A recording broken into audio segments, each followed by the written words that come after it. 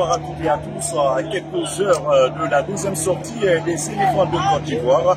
Les éléphants qui doivent défier d'un moment à l'autre les Super Eagles du Nigeria. On se rappelle, la première sortie a été validée par les éléphants de Côte d'Ivoire, un score de 2-0 face aux Djurtous de Guinée-Bissau. Et ce soir, ces mêmes éléphants doivent affronter les Super Eagles dans un match. C'est le vrai choc de ce groupe A.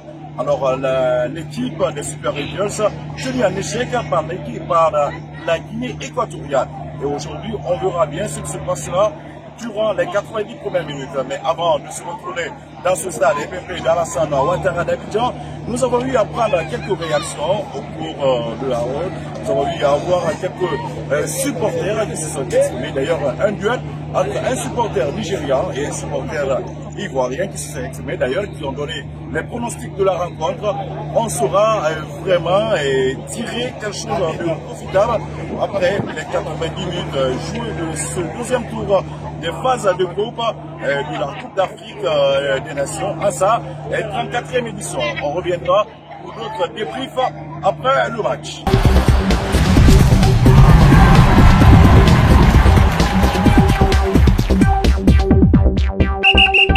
Côte d'Ivoire, deuxième sortie, face à un adversaire de taille, c'est bien le Nigeria. Est-ce que vous y croyez à l'exploit des éléphants aujourd'hui? Je crois à 100%.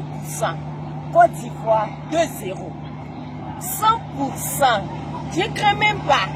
Je crois à mon pays. Je crois à la Côte d'Ivoire. Et pensez-vous que le scénario du premier match contre Guinée-Bissau est possible de se tenir aussi? Pas forcément, aller au-delà même de ça. Au-delà du Guinée-Bissau. De quoi vous attendez de cette équipe des Super Eagles? Au moins minimum 3-2. Voilà, 2 là, c'est pas eux qui ont organisé, donc il faut les donner un peu. Sinon, forcément, il y a 3 buts. Obligé. Il est confiant. Non, il faut confiant. Obligé. Ça là, quel que soit le résultat, ça reste toujours la même chose. Ça ne change pas. Votre première sortie, un but partout.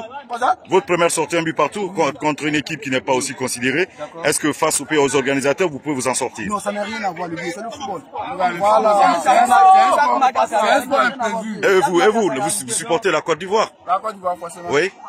Vous pensez que le Nigeria pourrait tenir tête contre vous? C'est pas sûr, parce qu'on a vu les derniers matchs là, c'était pas aussi bon que ça. Et puis on a vu le niveau, si c'est le niveau du match précédent qu'ils vont employer aujourd'hui là, c'est ça. Quel que soit le résultat, il n'y a pas deux mon vieux, il n'y a pas de moment, ça va changer. Quel est le meilleur gagne? Il va employer dans sa poche, voilà ça.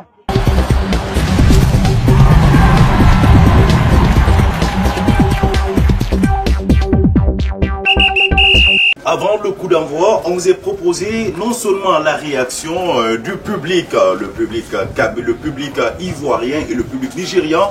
Nous avons vu ces supporters qui se sont exprimés, d'ailleurs les pronostics ont été donnés. Et puis pendant cette rencontre, à la pause, le score était 0-0. Il y a eu la réaction d'un de nos confrères togolais qui était là, qu'on a eu à rencontrer à la pause et qui s'est exprimé sur le contenu du jeu et il attend du vrai spectacle en seconde période et nous allons suivre ce confrère togolais qui a déjà parlé de cette rencontre entre Nigérians et Ivoiriens.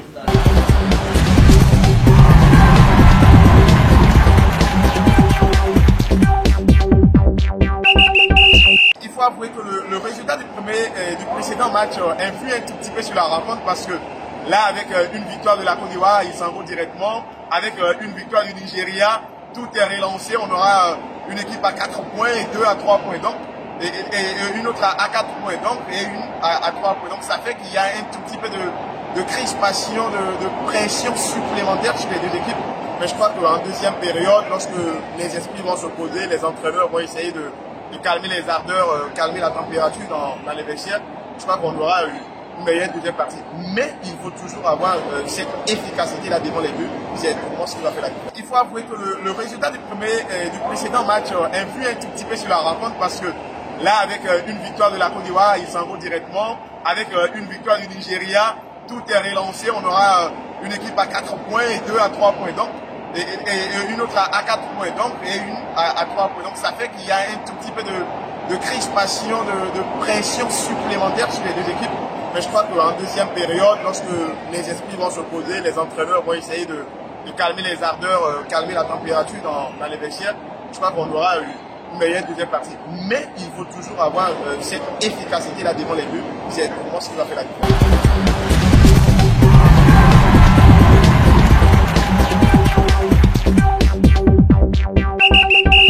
Après le match, la déception du public ivoirien, le public qui s'est augmenté de 36 000, on s'est retrouvé à 49 000 personnes au stade d'Abidjan, à la salle Ouattara d'Abidjan.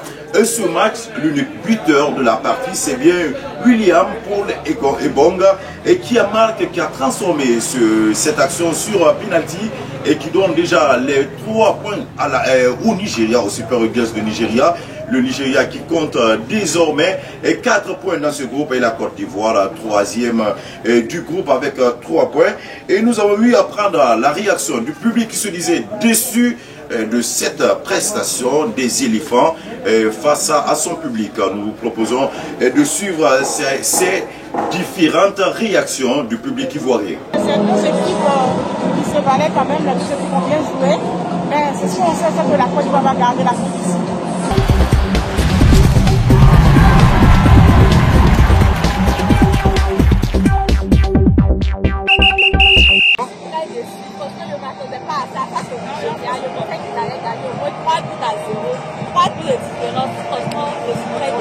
Les Nigériens, ils ont juste marqué à cause de leur pénalité. Franchement, ils ont aussi fait dessus. C'est pas leur le problème, c'est eux.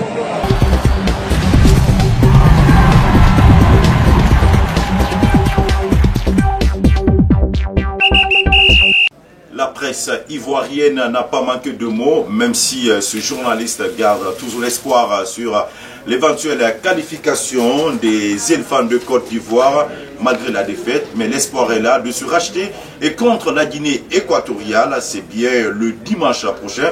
On verra bien si cette équipe des éléphants pourront bien se qualifier. Ce confrère très rassurant et très sûr de l'exploit des hommes en orange, et il pense bien que la Côte d'Ivoire pourrait s'en sortir. Mais ce qu'on peut noter, c'est que dans ce match, il y a eu assez de déchets, que ce soit au niveau des Sangaré, de Christian Kwame, voilà le mot, le nom, et Serge Aurier, on ne les a pas vus dans le match, ils étaient fantomatiques. Mais également, on a vu des choix tactiques de l'entraîneur Jean Legacy, vraiment, qui n'étaient pas beaucoup bons. Et on a vu qu'en dernière minute, il a voulu se rattraper, mais c'était déjà trop tard. On peut retenir le positif, c'est que les joueurs ont tout donné, ils ont donné ce qu'ils avaient dans le ventre. Et on est confiant pour le prochain match face à la Guinée équatoriale. On espère, avec la grâce du bon Dieu, d'empocher les 3 points.